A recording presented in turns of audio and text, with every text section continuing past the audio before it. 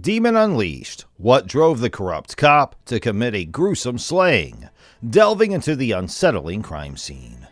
In a world where faith in law enforcement is critical, one cop's spiral into corruption and an unthinkable act of murder beg the question. What could drive a sworn guardian to become a cold-blooded killer? Join us as we enter the eerie murder site and explore the disturbing truth behind this heinous act. On August 3, 2011, a police officer called Kenneth Blue was on his normal third-shift patrol.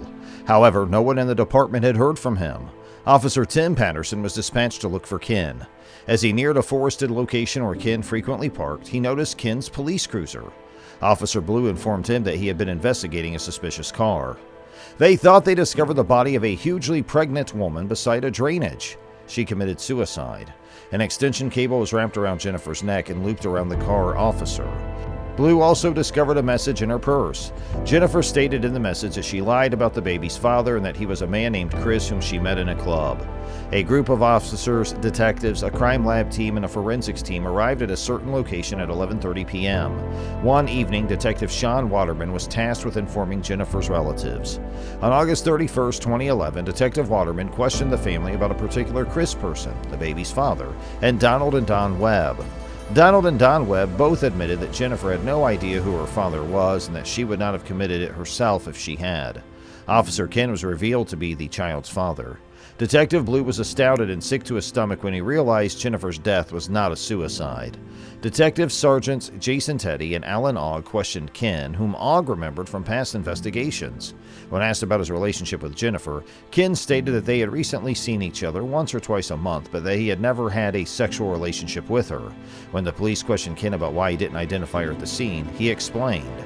So friends, before we continue with this video, please don't forget to like and subscribe to this channel so you won't miss the upcoming stories about corrupt police officers. So at this time, based on the jury's findings, on every count I'm sentencing you to life in prison. Count 1 will be a 10-year minimum mandatory. Counts 2 through 9 will have a 25-year minimum mandatory. Everything will run concurrent.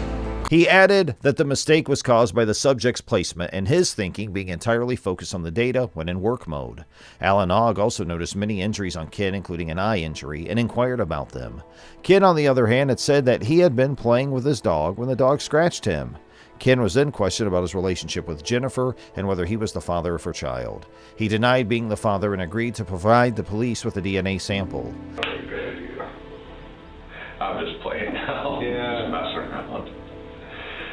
I was shutting mine out too. So just tell me what happened tonight. What's going on? Been behind the car, focused the spotlight, and about that time, Tim started to walk kind of towards the driver's side corner. And as I got closer, I saw the door open. The back driver's door was open. Took a few more steps, and I saw her laying on the ground. I saw the cord run to the top of the car. I yelled at Tim real quick. I said, "Hey, we got a box." Opened the wallet, went through the wallet, found the ID, and at that point I went, "Oh, I know this girl." Did you guys check for vitals? Why not? I don't know. I guess probably not to disturb. Well, I mean, there was no movement, and when I looked, that there was, from a distance, there didn't appear to be any chest rise. Lips were kind of bluish. It wasn't giving me the impression that it was, that she was alive. The position that she was in, and it was, that's the hard part. I don't mean to sound like an ass. I'm just thinking, how would you not recognize her? Just kind of go into cop mode at that point. It's just, okay, what do I gotta do? But you got a good enough look at her to see that her chest wasn't rising and falling, and her lips weren't moving. Right. I said, that's not a position that I ever see her in. When I see her, she's got her hair done. So, here, a guy like me and Al is struggling with this right now because we're looking at one of our own. The police released Ken because there were no charges against him. Ken was also proven to be the baby's father. Ken was arrested on September 12, 2011, and later convicted on October 11, 2012, of first-degree premeditated murder, assault on a pregnant lady with the intent to produce miscarriage or stillbirth, and a possession of a pistol during a crime. They'd seen a case like that before. The perpetrator was ordered to go to their cell and ponder on how they had taken the life and breath of a woman and her child. As a result, he was sentenced to life in jail without the chance of parole. Ken was sentenced to 65 to 100 years in jail for assault. However, the court later lowered the sentence from 18 to 40 years. So friends, that's it for today's case. Thanks for watching. Don't forget to subscribe to our channel and check out the next Corrupt Cop video.